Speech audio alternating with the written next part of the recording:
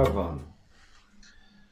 Olá, novamente estamos no canal Luz do Caminho e é sempre um privilégio muito grande partilharmos a palavra de Deus com todos vós e creio que vamos ter um tempo agradável meditando nos ensinos que a Bíblia Sagrada nos transmitem.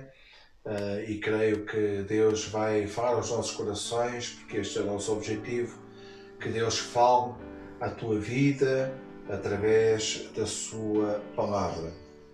Eu gostaria de ler um texto convosco em Lucas no capítulo 5, verso 27 até o verso 32. Lucas 5, 27 a 32 diz assim as Sagradas Escrituras.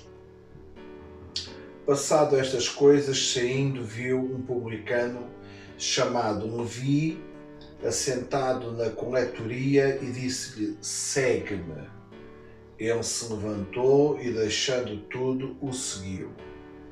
Então lhe ofereceu Levi um grande banquete em sua casa, e numerosos publicanos e outros estavam com eles à mesa.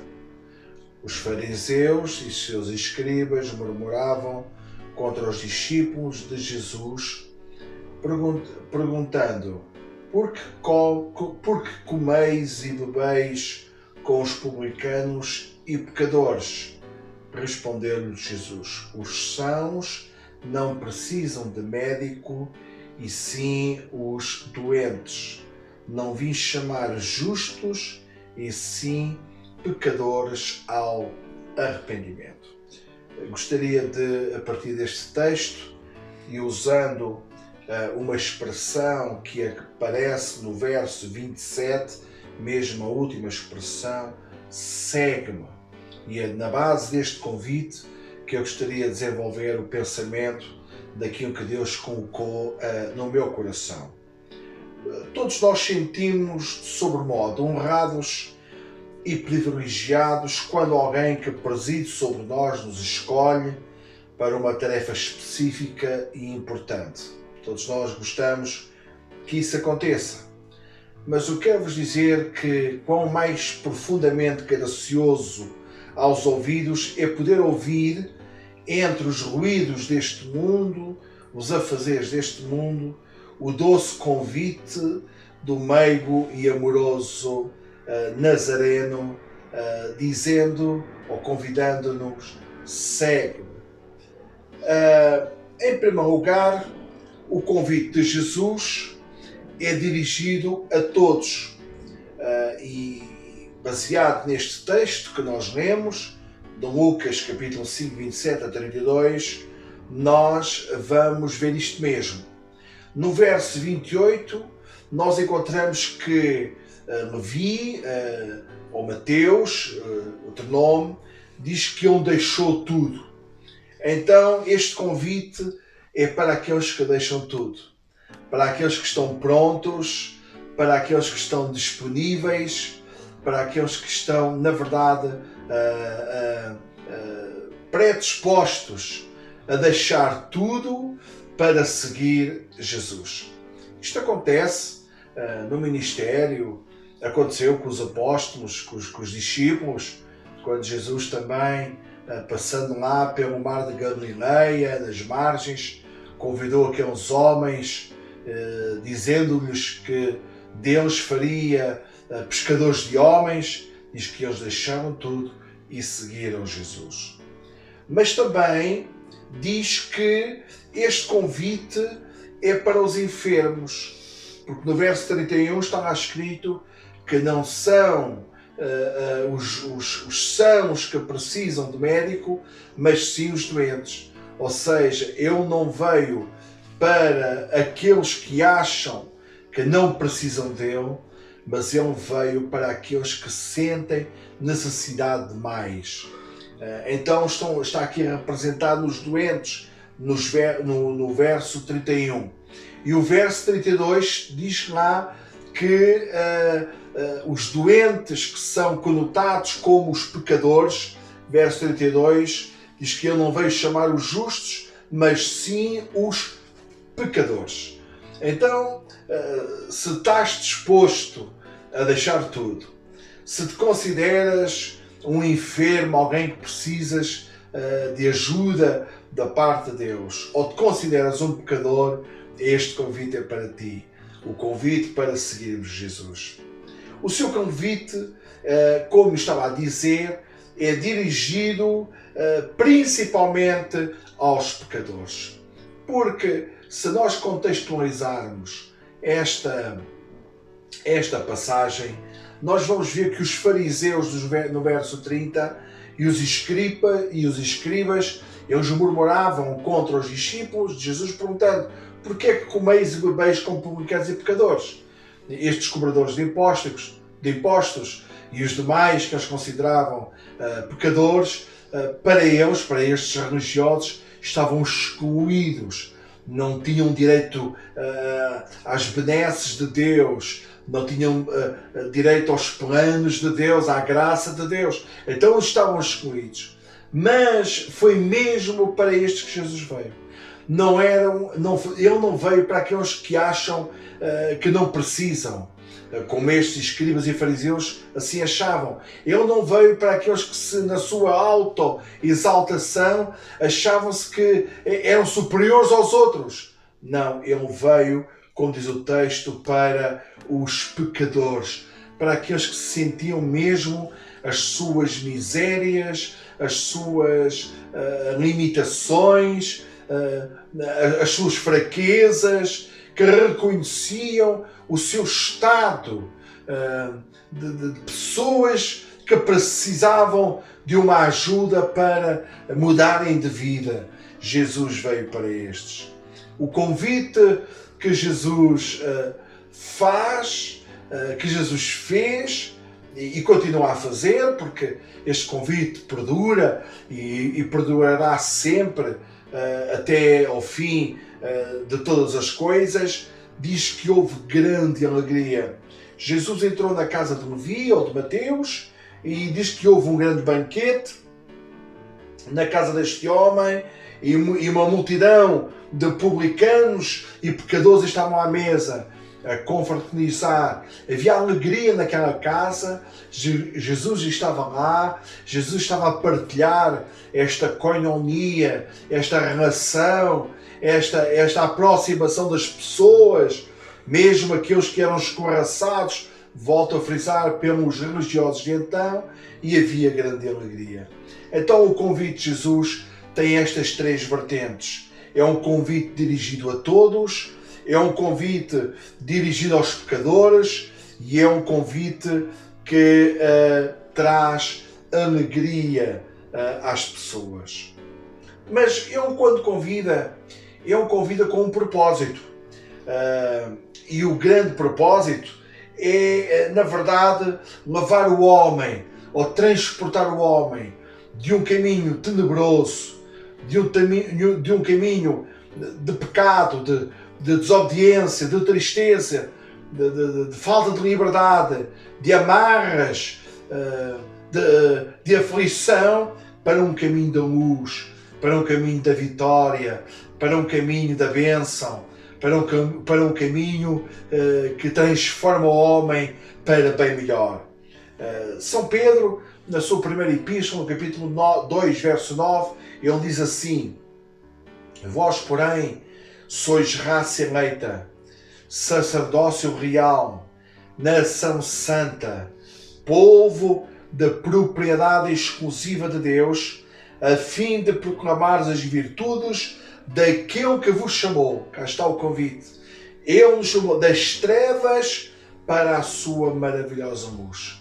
Então veja, meus amigos, prezados ouvintes, que o convite é para tu saíres de um mundo de trevas, de escuridão.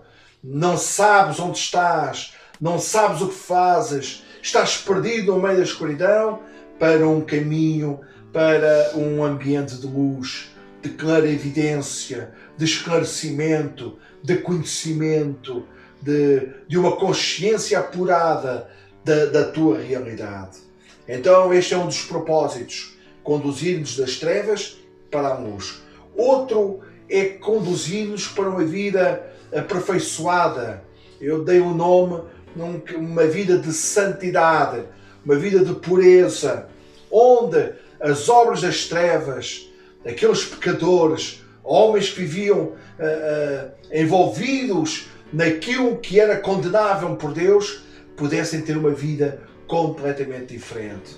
Pedro, na sua primeira epístola ainda, no capítulo 1, verso 15, diz assim: pelo contrário, segundo é santo aquele que vos chamou, tornai-vos santos também vós mesmos em todo o vosso procedimento. Há uma chamada para a santidade. Deus quer um povo, mas quer um povo à sua maneira. Ele diz lá no verso anterior que nós seríamos uma nação santa, uma propriedade exclusiva de Deus. Deus não lida com o que é pecado, o que lhe ofende. Ele lida para mudar de vida ao homem. Coisas velhas, as mentiras, as imoralidades, as falsidades, tudo aquilo que outrora fazia parte da nossa vida, Deus, Jesus, quer mudar-nos para uma vida aperfeiçoada, uma vida conforme os seus desígnios. Então este é outro dos propósitos da chamada de Jesus, nos conduzir à santidade. Ele quer nos conduzir à liberdade. É um propósito fantástico. Paulo diz aos Gálatas no capítulo 5, verso 13: porque vós, irmãos, fostes chamados à liberdade, porém não useis da liberdade para dar ocasião à carne. Sede antes servos uns dos outros pelo amor.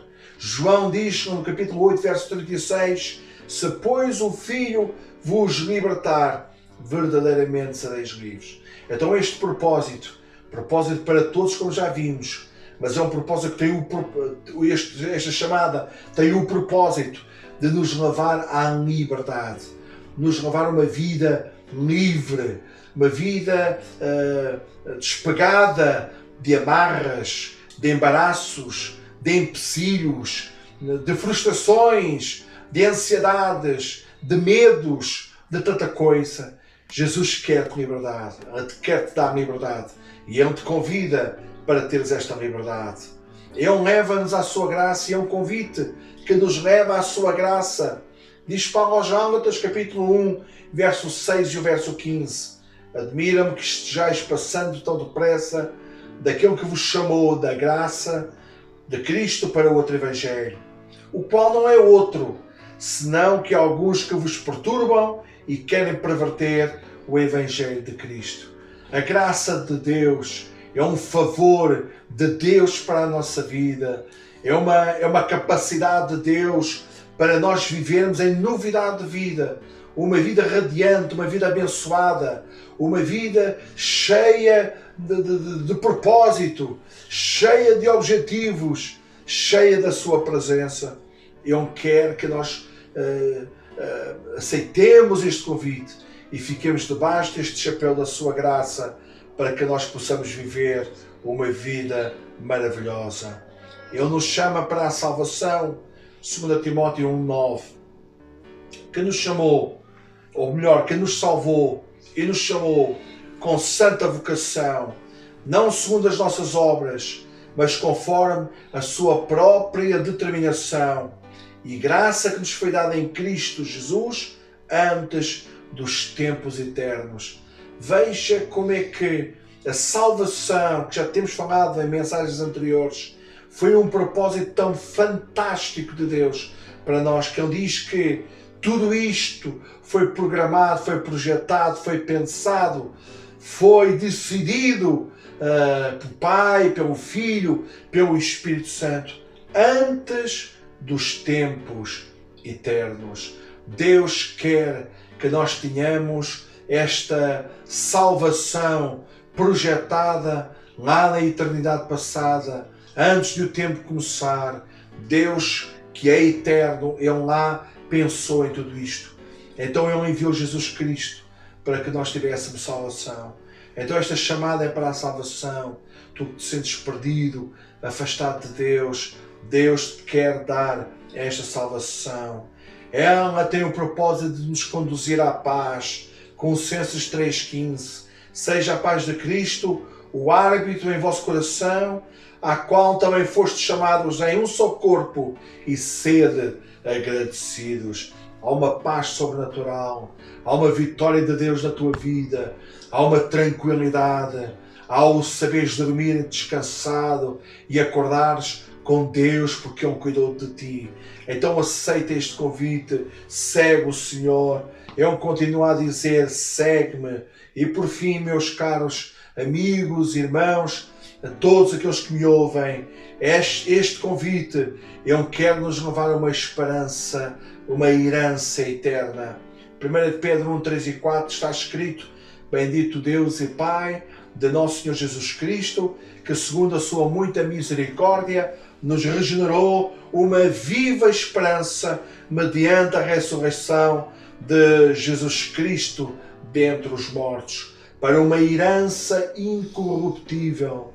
Espera-nos um futuro glorioso, espera-nos uma eternidade de glória, espera-nos algo que a nossa mente não imagina, mas Ele nos preparou para esta herança incorruptível, sem mácula, imarcessível, reservada nos céus para vós outros. E noutro lugar, em Efésios 4,4, diz o apóstolo: há somente um corpo e um espírito, como também fostes chamados numa só esperança da vossa vocação.